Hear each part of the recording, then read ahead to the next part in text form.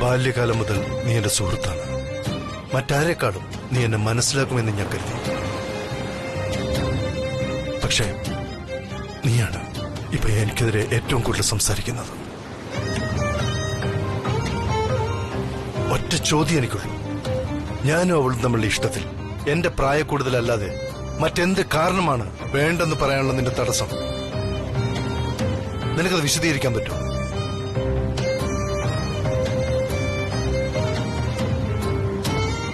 Oh my god, അവർക്ക് നിന്നോടുള്ളത് പ്രേമമല്ല Ravi. It's mere infatuation, nothing more. ഈ ഒരു പ്രായത്തിൽ പ്രേമത്തിന്റെ അർത്ഥമോ ആഴമോ അവക്ക് മനസ്സിലാവില്ല എന്നുള്ളതാ സത്യം. കൊച്ചു പിള്ളേരൊക്കെ പറയാറില്ലേ, എനിക്ക് സച്ചിൻ ടെണ്ടുൽക്കറെയാ ഇഷ്ടം, ദുൽഖർ സൽമാനെ ഇഷ്ടമെന്നൊക്കെ. അതുപോലെ അവളും പറയുന്നു, എനിക്ക് രവിചന്ദ്ര വർമ്മനെയാ ഇഷ്ടമെന്ന്. അവൾക്കിഷ്ടമുള്ളവരുടെ പോസ്റ്റർ ചുവരിലൊട്ടിച്ച് ഫ്ലൈയിങ് കിസ് കൊടുക്കുന്ന പ്രായം ഇത്. നിന്നോടും അത്രയേ ഉള്ളൂ. വെറും ഒരു ഭ്രമം, അത്രമാത്രം. അല്ലെങ്കിൽ നീ ഒന്ന് ആലോചിച്ചു, നീ നമ്മുടെ ഓഫീസിലെ സാധാരണ ക്ലർക്കായിരുന്നെങ്കിൽ അവക്ക് ഈ ഇഷ്ടം നിന്നോട് തോന്നുമായിരുന്നു? ഇല്ല. രവി, നീ ഒരു സൂര്യനാണ്. അവൾ സൂര്യന് ചുറ്റും കറങ്ങുന്ന ഒരു കുഞ്ഞു ഗ്രഹം, അത്രയേ ഉള്ളൂ. അത് തിരിച്ചറിയാനുള്ള ബുദ്ധിയില്ലാതെ പോകുന്നതാ നിന്റെ പ്രശ്നവും. സോറി, നീ മനുഷ്യരെ കാണുന്ന രണ്ട് തട്ടുകൾ എന്റെ മനസ്സിലില്ല. ശ്രീലക്ഷ്മി നല്ല പെൺകുട്ടിയാണെന്ന് നിനക്ക് നന്നായിട്ട് അറിയണം. പക്ഷെ നീ അത് അംഗീകരിക്കാൻ തയ്യാറല്ല. അതാണ് ഇവിടുത്തെ പ്രശ്നം മുഴുവൻ. Sorry, I can help it.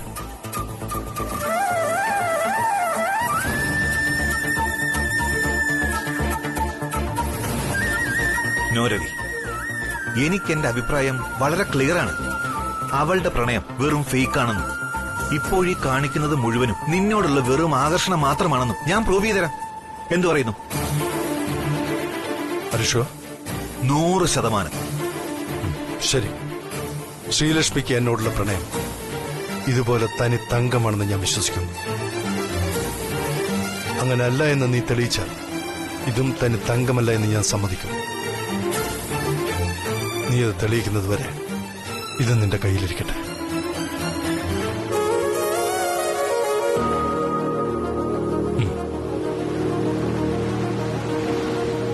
കാണാം നമുക്ക്.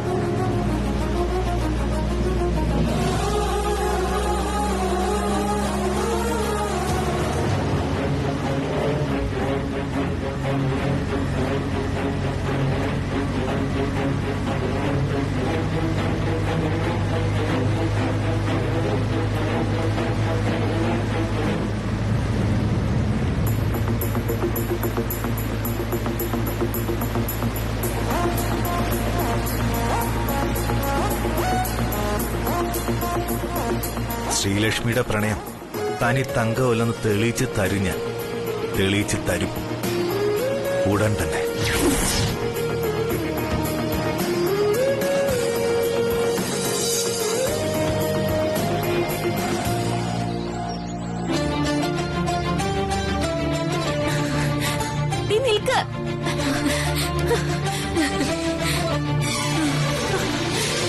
എന്തിനു നീ ഇങ്ങനെ ഓടുന്നേ? കുറെ നേരം ആയല്ലോ. ഓടുകയല്ല, എനിക്കിവിടെ കിടന്ന് ഡാൻസ് കളിക്കാനാ തോന്നുന്നേ. ഓ, വീട്ടിലിങ്ങനെ അടച്ചുമൂടിയിരുന്ന് പഠിച്ച് മടുത്തു. ഇനി വേണമെന്ന് റിലാക്സ് ചെയ്ത് ഓഫീസിലൊക്കെ പോവാൻ. അത് ശരിയാ. നാളെ മുതൽ നീ വീണ്ടും വർമ്മൻ ഗ്രൂപ്പിലെ എംപ്ലോയി ആവും. പക്ഷെ എനിക്ക് വീട്ടിലിരുന്ന് വേറെ ഇറങ്ങാനേ പറ്റൂ. ഒരു വേരിറങ്ങലും ഇല്ല. നിനക്ക് ഡ്രൈവിംഗ് പഠിത്തം, ഡാൻസ് പഠിത്തം എന്നൊക്കെ പറഞ്ഞ് ബിസി ആവാലോ. ഏതായാലും ഞാനൊന്ന് ശ്രമിച്ചു നോക്കട്ടെ, നിനക്കും വർമ്മൻ ഗ്രൂപ്പിൽ ഒരു സീറ്റ് ഒപ്പിച്ചെടുക്കാമോ എന്ന്. പക്ഷെ എന്ത് ചെയ്യണമെങ്കിലും ആദ്യം ഓഫീസിലെത്തണം. അത് ഇന്നെങ്കിൽ ഇന്ന് പോണെന്ന് എന്റെ ആഗ്രഹം. ഇന്നത്തെ ദിവസം കൂടെ ഒന്ന് ക്ഷമിക്കടി. ഇതിപ്പോ സന്ധ്യ ആവാറായില്ലേ? ഇനി നേരെ ഒന്ന് ഇരുട്ടി വെളുത്തോട്ടെ. അത് കഴിഞ്ഞ് മതി ഓഫീസിൽ പോക്ക്. പക്ഷെ രവി സാറ് പറഞ്ഞത് എന്താണെന്നറിയോ നിനക്ക്? എക്സാം കഴിഞ്ഞാൽ ആ നിമിഷം ഓഫീസിൽ ചെല്ലണമെന്നാ. ഏത് സന്ധ്യ ആയാലും പാതിരാത്രി ആയാലും.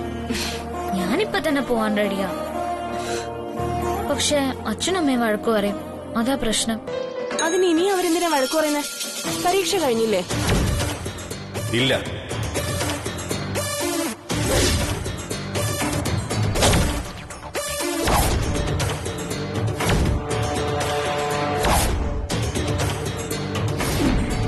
ഒരു പരീക്ഷ കൂടി ബാക്കിയുണ്ട്.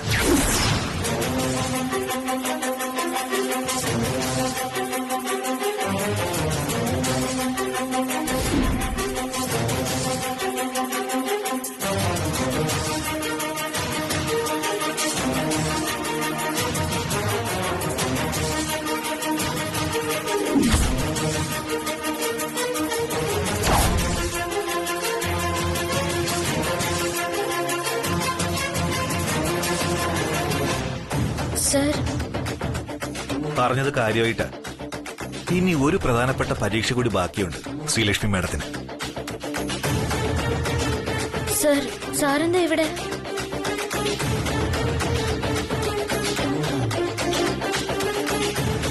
നോക്കണ്ട, ഞാൻ മാത്രമേ വന്നിട്ടുള്ളൂ മാഡം. മിസ്റ്റർ രവിചന്ദ്രവർമ്മൻ കൂടെയില്ല.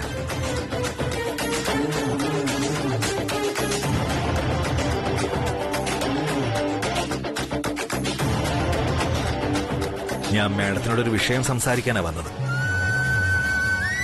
അത് ഫോണിൽ സംസാരിക്കാൻ പറ്റിയ വിഷയമല്ല. അതുപോലെ ഓഫീസിൽ എല്ലാ പേരുടെയും മുന്നിൽ വെച്ച് സംസാരിക്കാനും പറ്റില്ല. അതാ നേരിട്ട് കാണാൻ ഇങ്ങോട്ട് വന്നത്.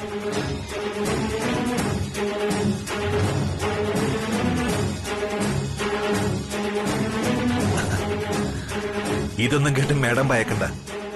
എനിക്ക് മാഡത്തിൽ നിന്നും ചെറിയൊരു സഹായം വേണം, അത്രേ ഉള്ളൂ.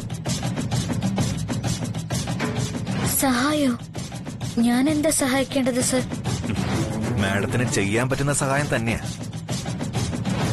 സാധാരണ എന്റെ ഒരു രീതി അനുസരിച്ച് ഇത്തരം കാര്യങ്ങൾ ഞാൻ ആജ്ഞാപിക്കാറാണ് പതിവ്. അത് മാഡത്തിന്റെ ഫ്രണ്ടിനും അറിയാം.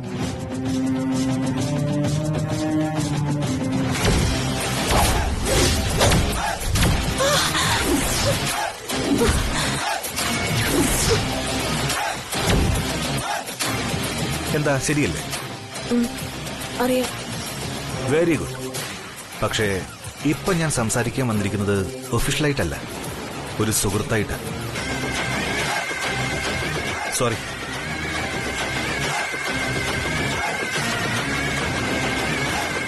ഞാൻ സംസാരിക്കുമ്പോൾ അല്പം റഫായി തോന്നും. അതെന്റെ ജോലിയുടെ ഭാഗമായി തുടങ്ങിയതാണ്. ഇപ്പൊ അതങ്ങ് ശീലമായി. കാരണം ഞാനാണ് രവിവർമ്മൻ സാറിന്റെ കോട്ടമതിൽ. കോട്ടയും മതിലും ആരും അലങ്കാരത്തിന് കെട്ടാറില്ല. എന്താ, ശരിയല്ലേ? അത് സുരക്ഷയ്ക്ക് വേണ്ടിയാ കെട്ടുന്നത്. ആ മതിലറിയാതെ രവിവർമ്മൻ സാറിന്റെ അടുത്ത് ഒന്നും കടന്നു പോകാറില്ല. അനുവദിക്കാറില്ല എന്ന് പറയുന്നതാവും ശരി. പക്ഷെ ഇപ്പോ ആ കോട്ടമതിൽ അറിയാതെ ഒരു സംഭവം സാറിന്റെ അടുത്ത് കടന്നുപോയിരിക്കുന്നു. സാറിനെ അടിമപ്പെടുത്തിയിരിക്കുന്നു. എന്റെ കണ്ണ് വെട്ടിച്ചു പോയി എന്ന് വേണം പറയാൻ. That is unacceptable. അതനുവദിക്കാൻ ബുദ്ധിമുട്ടുണ്ട്.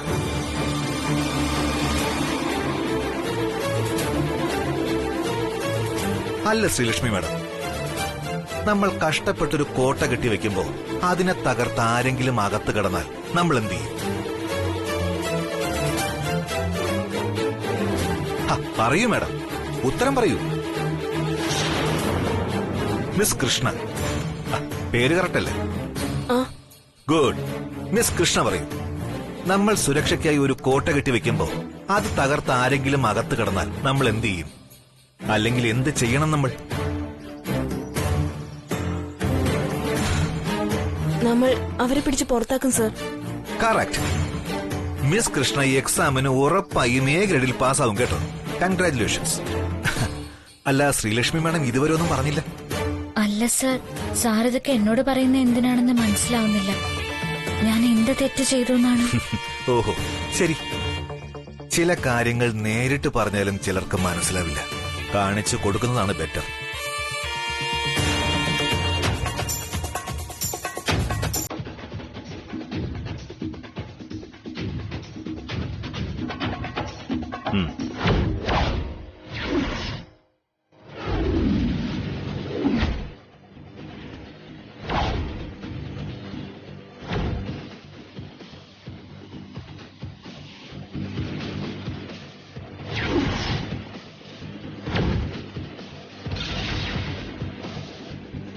ഇപ്പൊ മനസ്സിലായോ മാഡം ആരാണ് കോട്ട തകർത്ത് രവിവർമ്മന്റെ അടുത്ത് കയറിയിരിക്കുന്നതെന്ന്?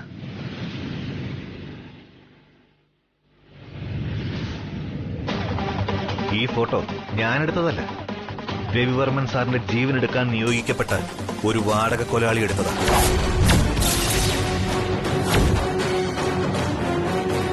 A professional killer from Mumbai.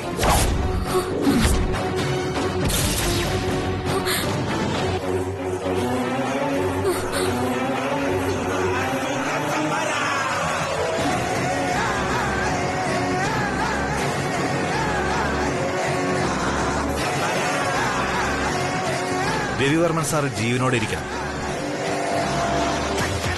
സാറിന് ലക്ഷക്കണക്കിന് ആരാധകരുണ്ട്, നൂറുകണക്കിന് പാർട്ട്നേഴ്സ് വേറെയും. അതുപോലെ മറക്കാൻ പാടില്ലാത്ത ആൾക്കാരാ സാറിന്റെ ശത്രുക്കൾ.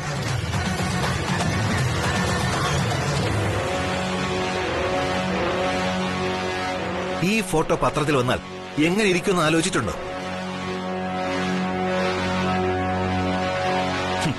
വ്യവസായ പ്രമുഖൻ സ്വന്തം ഓഫീസിലെ യുവതിയായ ജീവനക്കാരിയോടൊപ്പം ഐസ്ക്രീം പാർലറിൽ.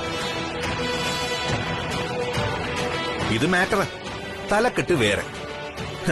നല്ല രസമല്ലേ സോഷ്യൽ മീഡിയയ്ക്ക് ആഘോഷിക്കാൻ?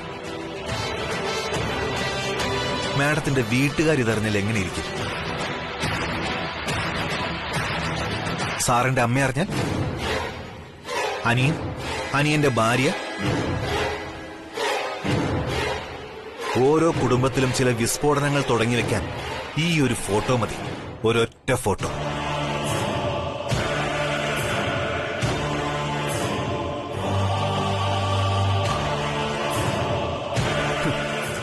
മാഡം, ഇനിയെങ്കിലും സത്യം മനസ്സിലാക്കണം. പ്രേമം ഒരു സുഖമുള്ള ഏർപ്പാടാ, പക്ഷേ അത് കാരണം പല മാതാപിതാക്കൾക്കും ഉണ്ടാകുന്ന വേദന അതിന്റെ 100 ഇരട്ടിയാ. ഇവിടെ അത് ചർച്ച ചെയ്യാനല്ല എന്റെ ഉദ്ദേശം. നോക്ക്, ഇത്രയും സമയം ഒരു സുഹൃത്തായിട്ടാണ് ഞാൻ സംസാരിച്ചത്. ഇനി Rajaram the personal chief security of രവിചന്ദ്രവർമ്മനായി സംസാരിക്കുക. ഇനി മേലിൽ രവിവർമ്മൻ സാറിനോട് മാഡം സംസാരിക്കരുത്.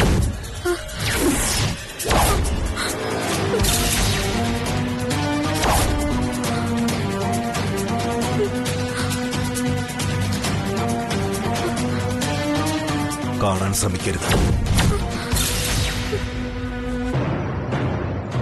മാഡത്തിനെ ഇരയാക്കി രവിവർമ്മൻ സാറിനെ കൊല്ലാൻ ഒരു ശത്രു ഇറങ്ങിയിരിക്കുക. സാറിന്റെ ജീവൻ എന്തും സംഭവിക്കാം, ഏത് നിമിഷവും.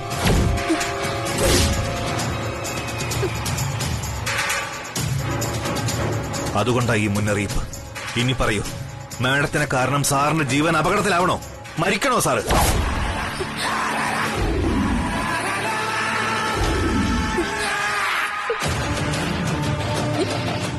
Very good. ഇനി മുതൽ മാഡം ഏത് സ്ഥാനത്തായിരുന്നോ അതേ സ്ഥാനത്തിരുന്നാ മതി. ഞാൻ തീർത്തു വച്ചിരിക്കുന്ന ഉരുക്ക് കോട്ടമതിൽ തകർത്ത് അകത്ത് കയറാൻ ശ്രമിക്കരുതെന്നർത്ഥം. പ്ലീസ്.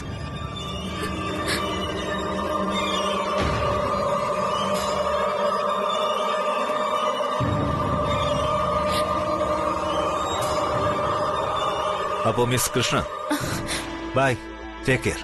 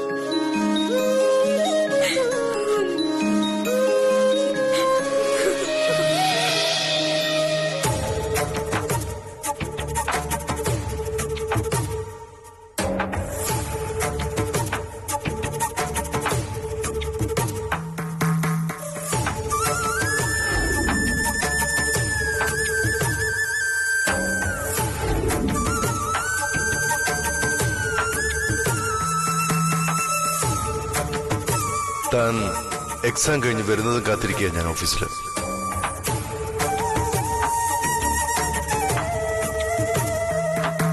കുട്ടിയുടെ പേരുന്നാളും പറഞ്ഞോളൂ.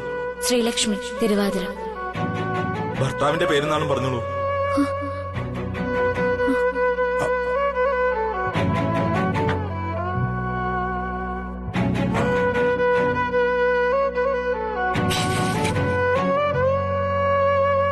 സർ, എങ്ങനെയുണ്ട് സർ? ചെറിയൊരു ആശ്വാസം കിട്ടുന്നില്ല സാറിന്? താങ്ക്സ്.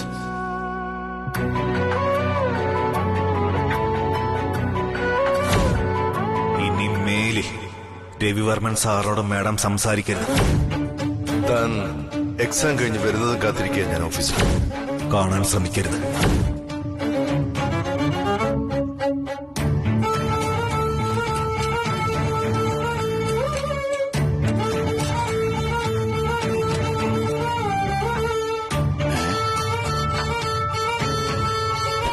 മോളെ,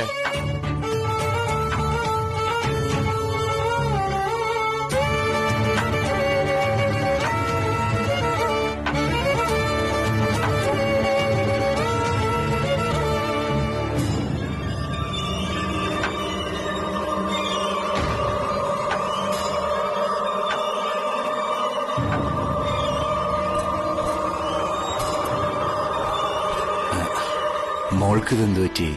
വേറെ ഏതോ ലോകത്താണല്ലോ. ആ, കൊറേ നേരായി ഇടം തിരിഞ്ഞ മട്ടില്ല. ശ്രീടച്ചനെന്താ ലേറ്റ് ആയത്? ഇന്ന് ശമ്പള ദിവസമായിരുന്നു. കണക്കൊക്കെ നോക്കി വന്നപ്പോ ലേറ്റായി. അഡ്വാൻസും കഴിഞ്ഞിട്ട് ബാക്കി വല്ലതും ഉണ്ടായിരുന്നോ ശമ്പളത്തില്? ആ,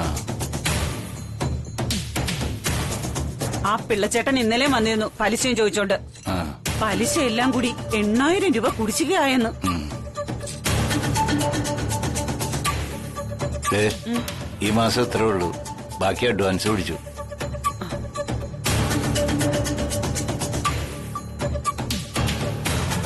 ശരി ശരി. മറ്റന്നാ സ്ത്രീയുടെ ശമ്പളം കിട്ടുമ്പോ അതിന്നൊരു 4,000 രൂപ എടുത്ത് പലിശ മൊത്തം അടയ്ക്കണം. അല്ലെങ്കിൽ അവസാനം മുതലും പലിശയും കൂടെ നമ്മുടെ കയ്യിൽ നിൽക്കില്ല. മോളെ, മറ്റന്നാ ശമ്പളം കിട്ടില്ലേ? അത് വേണ്ട സരോജം. മോളുടെ ശമ്പളത്തിൽ നിന്ന് ഇത്തരം കാര്യങ്ങൾക്ക് പൈസ ഒന്നും ചെലവാക്കണ്ട. മോൾക്ക് വേറെ ചെലവുകൾ വരാൻ പോവല്ലേ? അതെനിക്കറിയില്ലേ. പലിശയും പലിശയുടെ പലിശ ഇട്ട് കൂട്ടണ്ടെന്ന് കരുതിയ തൽക്കാലം അവളുടെ ശമ്പളത്തിൽ നിന്ന് എടുക്കാന്ന് പറഞ്ഞത്. ആ, ഞാൻ ചായ എടുക്കാം.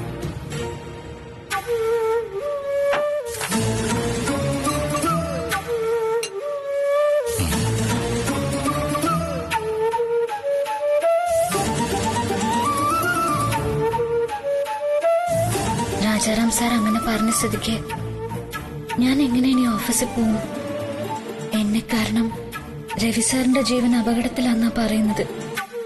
ഞാൻ കാരണം എന്തെങ്കിലും സംഭവിച്ച സാറിന് എന്നോടുള്ള വിശ്വാസത്തെ ഞാൻ ദ്രോഹിക്കുന്നത്. പക്ഷെ ഞാൻ ജോലിക്ക് പോയില്ലെങ്കിൽ വീട്ടിലെ കാര്യങ്ങൾ കൂടുതൽ ബുദ്ധിമുട്ടാവും. അച്ഛനും അമ്മയും എന്റെ ശമ്പളം കൂടെ വീട്ടു ചെലവിന് പ്രതീക്ഷിക്കുന്നു. അപ്പൊ ഞാൻ ജോലിക്ക് പോയേ പറ്റൂ. ഈ ജോലി അല്ലെങ്കിൽ വേറൊരു ജോലി അന്വേഷിച്ച് കണ്ടെത്തണം. പക്ഷേ അവിടെ ഒന്നും രവിവർമ്മൻ സാറ് കാണില്ല. സാറില്ലാത്തൊരു ഓഫീസിൽ എനിക്ക് എങ്ങനെ ജോലി ചെയ്യാനാവും? ഓ, ആലോചിച്ചിട്ട് തന്നെ ഒരെത്തും പിടിയും കിട്ടുന്നില്ലല്ലോ ഈശ്വരന്മാരെ. ഒരു കാര്യം ചെയ്യാം, സാറിനൊരു കത്തെഴുതാം.